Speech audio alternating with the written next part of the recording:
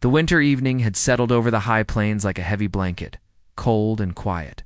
John Miller finished his chores earlier than usual because the weather was changing fast. The sky had turned a pale gray, and the wind carried a thin whistle that touched every corner of his isolated ranch. The animals in the barn seemed restless, as if they, too, sensed the storm that was slowly building in the distance. John lived alone on this land. He had been here for many years, tending the same fields, repairing the same fences, and waking to the same silence each morning. Some people would find this life lonely, but he had grown used to it. After many years of working, caring for the land, and spending his evenings watching the sun fade behind the hills, he no longer felt the need for large gatherings or crowded towns. His life had settled into a steady rhythm. On this particular evening, though, something felt different. Even before the first flake of snow touched the ground, he sensed the night was heavy with something more than just cold.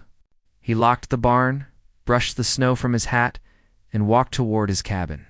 The glow from his windows was warm, inviting, and safe, a strong contrast to the sharp air surrounding him. Inside, the smell of coffee filled the cabin.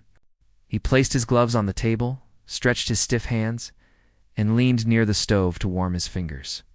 Living alone had taught him to enjoy silence, but for some reason, he found himself listening more carefully this time, as if the wind might be carrying a message. He poured himself a cup of coffee, sat down in his wooden chair, and stared into the fire. The flames danced gently, giving the small room a kind of soft comfort that he always appreciated after a long day. He expected the rest of the evening to pass quietly the same way most winter nights did, until he finished his drink and went to bed. But then he heard it. A sound. Small, uncertain, and almost swallowed by the storm outside. A knock. John lifted his head slowly, sure if his mind was playing tricks. Living alone for years sometimes made distant sounds seem closer than they were. He waited, holding his breath, and then it came again, a faint but clear knock, followed by a shaky breath that almost sounded like a plea. He stood up, confused. Visitors rarely came to his ranch, especially not at night, and especially not during a storm. He reached for the lantern near the wall, lit it, and walked cautiously toward the door. As he opened it just a little, cold wind rushed inside, biting at his cheeks. His eyes widened the moment he saw her. A young Apache woman stood just outside his door. Her clothing was thin, far too thin for such harsh winter weather. A worn blanket hung around her shoulders, moving with the wind. Her face was pale from cold, and her lips trembled as she tried to speak. Her feet looked tired from walking, her hair was messy from the wind, yet her eyes held a quiet strength, a determination that had not yet faded. She raised a weak hand and whispered, "Please, let me in. I'm freezing." Her voice was soft, almost lost in the wind, but it carried a sincerity that struck John deeply. For a moment, John did not speak. He was surprised, concerned, and unsure all at once. He understood the risks of helping someone in this situation. The land around him was known for tension between settlers and indigenous groups. Anyone in his position would think twice before opening their home. But John wasn't anyone, and he realized instantly that this was a human being in danger from the cold, not someone who meant harm. "Come in," he said firmly. Stepping aside without another thought, she hesitated at first, as if afraid she might cause trouble just by entering. But the cold pushed her forward, and she stepped inside quickly. Holding the blanket tightly around herself, the warmth of the cabin wrapped around her, and for the first time she breathed in relief. Still, she did not move far from the door, as if unsure she was truly welcome. "It's all right, John," said gently. "Sit by the fire." She nodded slowly and walked toward the stove. When she placed her hands close to the warm metal, he noticed how badly they shook. She tried to hide it, pressing her fingers together to stop the trembling, but it did little. John went to the shelf, grabbed a cup, and poured warm water. When he handed it to her, she accepted it with both hands, her eyes lifting to meet his. "Thank you," she whispered. "You were out there long?" John asked. She nodded faintly. "Many hours. The snow came too fast." I was alone. Too cold. Her words were simple, but each one carried weight. "What's your name?" John asked softly. "Nayeli," she said. "My name is Nayeli." John nodded. "I'm John Miller." She repeated his name quietly, as if committing it to memory. Then she looked toward the window where the storm was growing stronger. Snow began hitting the glass in thin sheets. "You can rest here until the storm passes," John said. "No need to go back out tonight." She glanced at him with a mix of gratitude and caution. "I do not want to bring danger to your home." "You're not bringing danger," he assured her. Nayeli looked unsure. She tightened the blanket around herself. "I was separated from my people," she explained. "They moved quickly, and I could not follow. I tried to find shelter, but—" Her voice faded as she looked down at her cold hands. The night became too strong. John listened carefully, not pressing her for details. He understood exhaustion when he saw it, and he understood the kind of silence that meant the rest of the story would come only when she felt safe. "You're all right now," he said. "The fire will warm you." For a while, the cabin was quiet again. But this time, it was a shared silence. A silence filled with the gentle crackle of the stove and the distant howl of wind outside. Nayeli held the cup near her lips, absorbing the warmth more than drinking from it. She looked around the cabin with cautious eyes, not out of suspicion, but out of unfamiliarity. John noticed how she studied everything: the old wooden chairs, the small table, the tools on the walls, the shelves filled with simple items. She seemed to be learning the shape of his world, trying to decide if she could trust it. After a few minutes, she spoke again. "You helped me without asking anything," she said softly. "Most people would close their door." John shook his head. "Most people shouldn't." Nayeli sighed a soft, relieved sound and stared into the fire. "If I survive this night," she said, choosing her words carefully, "I will repay your kindness." John waved his hand gently. "You don't have to repay anything." "In my ways," she replied, "a promise is important." He didn't argue further. He understood that her words came from her heart, and he respected that. Gradually, the trembling in her hands began to fade. Her shoulders relaxed. The color slowly returned to her face. She looked warmer, calmer, and safer than when she had arrived. John felt relief wash over him as well. He didn't know her story yet, but he knew he had done the right thing.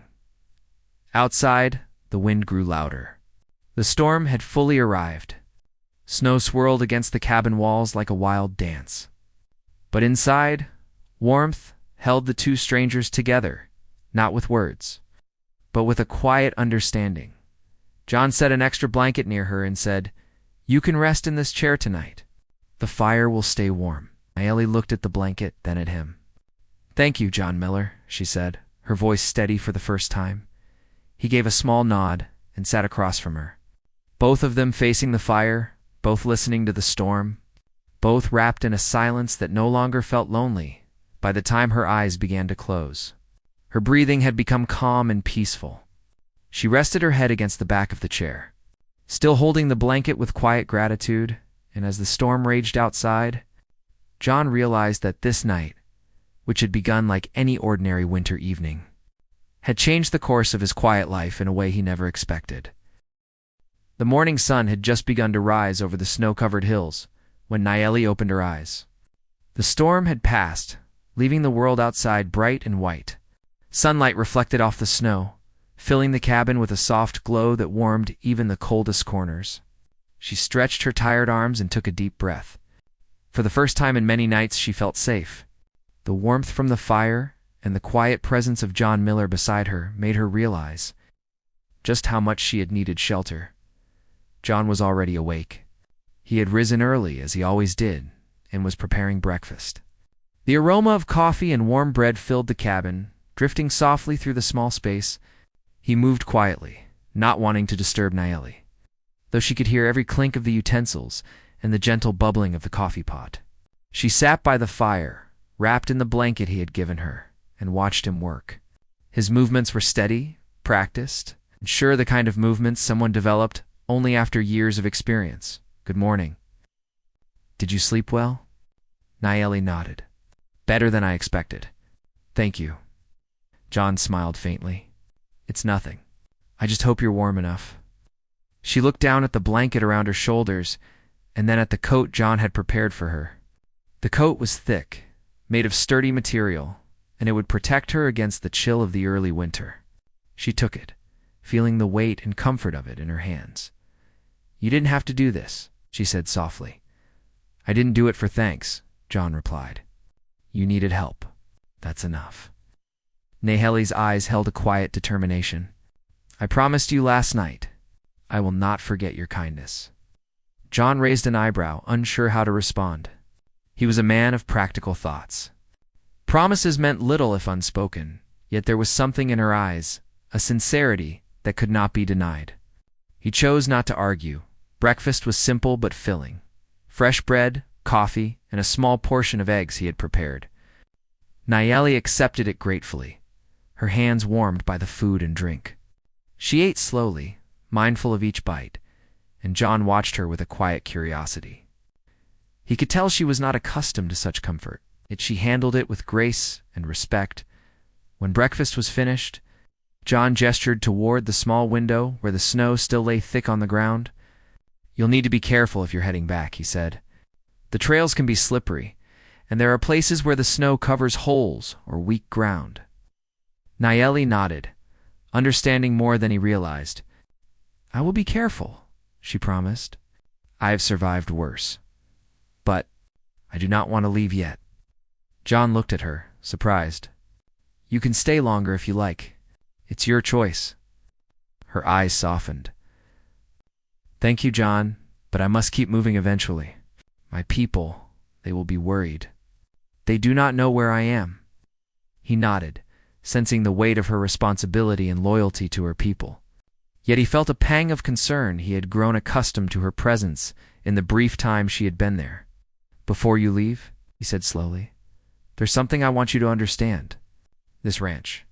It's been my life. I live alone here. There's no reason to put yourself at risk for me. She shook her head gently. It is not just for you.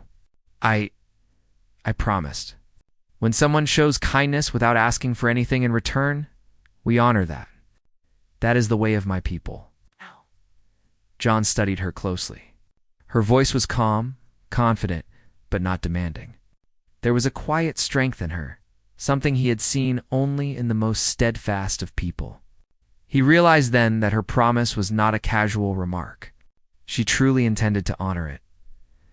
The morning passed slowly. Nayeli helped John gather firewood and checked the barn, carefully learning the layout of the ranch. She moved with quiet purpose, her actions deliberate and measured. John watched her, noting how she seemed to understand the rhythm of life on a ranch quickly. Despite her exhaustion, she carried herself with poise and intelligence. After the chores were done, John offered her water and a warm cloth to clean her hands. Nayeli accepted and looked at him with an expression he could not read entirely. There was gratitude, certainly, but also something deeper, a desire to do more than just survive. I must repay you somehow, she said softly. You've already done that, John replied. You're alive. That's enough repayment for anyone. She shook her head again, a small smile forming on her lips. I will find a way. Perhaps not now, but someday. I will keep my promise. Days passed and Nayeli began to help more around the ranch. She cleaned the small cabin, repaired some broken tools, and even helped feed the animals. John could see that she was learning quickly, her hands and movements gaining confidence with each task. Despite the cold and snow outside, the cabin began to feel warmer, not just from the fire, but from her presence. One evening, John noticed something unusual. Small footprints in the snow near the edge of the property. They were fresh, but not the kind he usually saw. He followed them carefully and realized that someone had been watching over the ranch. It was subtle. No destruction, no sign of intrusion.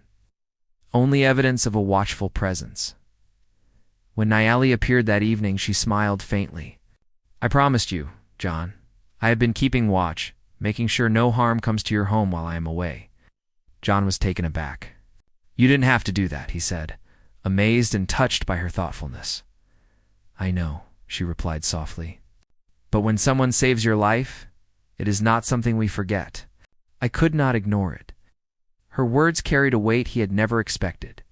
The idea that someone would take such care and responsibility for him felt unusual, yet profoundly moving. He realized that her presence, her promise, and her loyalty were already becoming a part of his life in ways he had not imagined. The snow continued to fall gently outside, but inside the cabin there was warmth, safety, and a growing sense of connection between the two. Nahel's watchful eyes and steady presence made John feel a quiet peace he had not known for years. He realized that sometimes life brought people together not for convenience, but for understanding and mutual care. Over the next few days, Nayeli continued to visit. Helping with chores and learning more about the routines of the ranch, she and John shared quiet conversations by the fire, discussing the land, the animals, and the work required to maintain the property.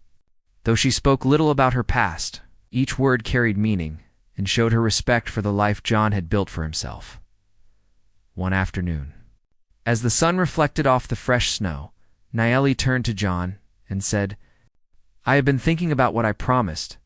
I want you to understand that my promise is not only about protection, it is also about loyalty, trust, and respect. I will keep it always. John felt a deep sense of admiration for her. I never expected anything like this, he admitted. I only helped because it was the right thing to do. Nayeli smiled, a gentle, serene expression that lit up her face. The right thing is always remembered, even when the one who does it forgets. I will remember, John. I will never forget. The bond between them grew stronger, formed not by words alone, but by actions, trust, and shared experience. John realized that this young woman, who had appeared at his door in the coldest night of winter, had already changed his life in ways he could not fully express by the time evening came. The cabin felt alive with a quiet understanding and warmth. The storm outside had left a blanket of fresh snow across the land, but inside, the fire burned steadily. Nayeli and John sat together in companionable silence, the weight of promises and gratitude filling the space between them. John finally spoke, breaking the quiet. You've kept your promise in ways I did not expect. You've watched over my home and my land. That means more to me than you will ever know. Nayeli looked at him, her eyes steady and sincere. I promised. That is all I can do. Words are small, but actions are true. The sun had set behind the hills, casting long shadows across the snow-covered land. Inside the cabin, the firelight danced across their faces, reflecting the growing trust and understanding between them. The unexpected bond they had formed would continue to grow, built on respect, loyalty, and the quiet assurance that kindness once given was never forgotten as the night deepened. John realized that the world outside was vast, cold, and often unpredictable.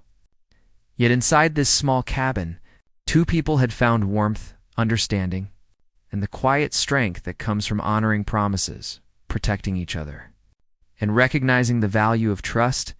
Nally's promise had begun as a simple statement, a vow spoken in the stillness of a winter night.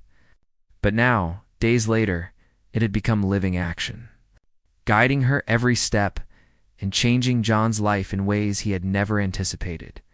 And as they sat together by the fire, he understood that sometimes the simplest acts of kindness could grow into the strongest of bonds, bonds that no storm could break, no cold could touch, and no distance could erase.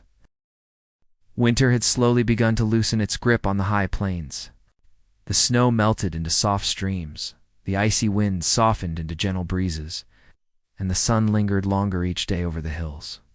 The ranch, which had once been silent and still, now felt alive in a quiet, comforting way. John Miller had become accustomed to a rhythm that included not only his work and routines, but also the presence of Nayeli.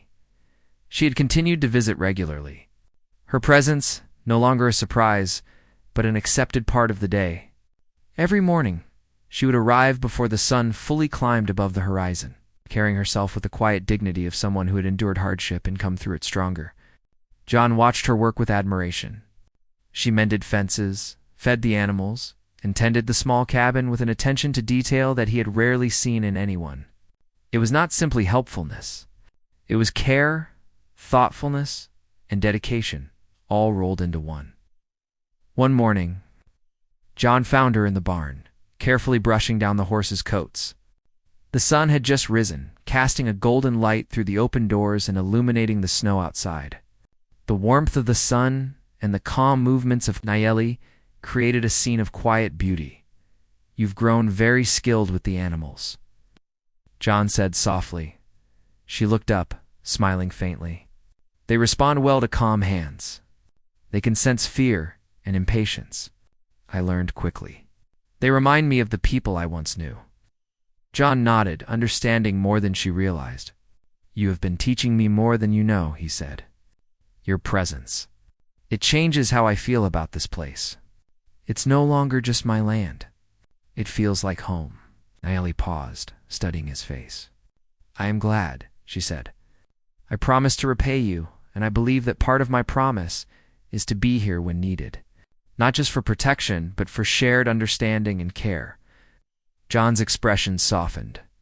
Her words were simple, but they carried meaning far beyond what she said. He realized that her promise, once a vague notion spoken during a cold, stormy night, had become tangible.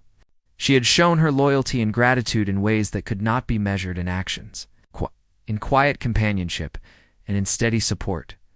As the days passed, the two continued their shared routines.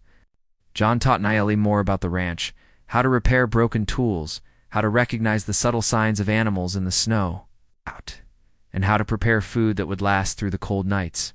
In return, she taught him skills he had forgotten or overlooked. How to notice subtle changes in the weather, how to anticipate danger, and how to move with quiet confidence in the open fields. Each lesson was mutual, though neither spoke of it as such. They were learning from each other, growing together, and forming a bond that went beyond mere friendship. One late afternoon, as the sun dipped low behind the western hills, Nayeli spoke softly, almost as if she were thinking aloud. "John, there is something I must tell you. Something about my promise." John paused from stacking firewood and looked at her. "What is it?" She hesitated, her eyes fixed on the fading sunlight outside. "When I made my promise to you, I did not fully understand what it would mean. I only knew that I would keep it, but now I see that keeping a promise is not just about watching over someone or helping them. It is about being present, being loyal, and offering support in ways that matter." John listened, feeling a deep sense of respect for her words. She had lived through hardship, cold nights, and uncertainty, yet she had emerged with wisdom and strength. "I never expected anything like this," he said quietly. Nayeli turned toward him, her eyes calm and steady. "You saved me when I was alone. You did not ask for reward, for recognition, or for anything in return. That act of kindness, it means more than words can express. So I remain here to honor that act." "To honor you?" The sincerity in her voice struck him deeply. He realized that in a world where survival often depended on self-interest, this young woman had chosen to repay kindness with action, not words alone. And in doing so, she had become part of his life in a way that could not be undone. Winter gradually gave way to early spring. The snow melted completely, leaving soft green patches across the hills. The animals thrived, the crops showed the first signs of growth, and the ranch, once silent, hummed with quiet life. Nayeli continued her visits, sometimes staying for weeks, sometimes for only a few days, yet her presence was consistent. She shared meals, helped with chores, and offered guidance when John faced difficult decisions about the land. One evening, as they sat together by the fire in the cabin, John looked at her with a mixture of gratitude and curiosity. "Nayeli, what happens when your people come for you? Will you leave then?" She paused, considering the question carefully. "I could leave," she admitted. "They would welcome me back. But my promise is not only about repaying kindness, it is about choosing where I belong and where my actions can truly matter. I choose to stay here with you with this land.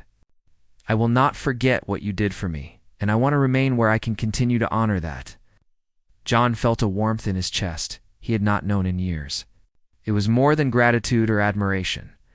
It was a sense of relief, connection, and trust that only came from witnessing true loyalty and care. "You've done more than I could have ever expected," he said quietly. Nayeli smiled, her expression serene. "I promised. And promises are not made lightly in my world. They are kept no matter the distance or the time." Days turned into weeks, and the bond between John and Nayeli deepened. They shared small moments, walking across the fields to check on fences, preparing meals together, and sometimes sitting in silence by the fire, letting the warmth and companionship speak for itself. Their connection was not hurried or forced. It was built slowly, carefully, on respect, trust, and the quiet understanding that kindness once offered should never be forgotten. One afternoon, John found himself in the barn, repairing a broken gate. When Nayeli entered carrying a bundle of fresh hay, she set it down quietly and watched him work. "John," she said softly, "I have seen much in my life. I have known fear, cold, and loneliness. But I have also known kindness, patience, and trust. You have given me all of that and more. I could not ignore it, even if I wanted to." John looked up from his work, feeling the weight of her words. "You've changed more than just this ranch," he admitted. "You've changed how I see the world, how I see people. You've reminded me that trust and care are not weaknesses, but strength."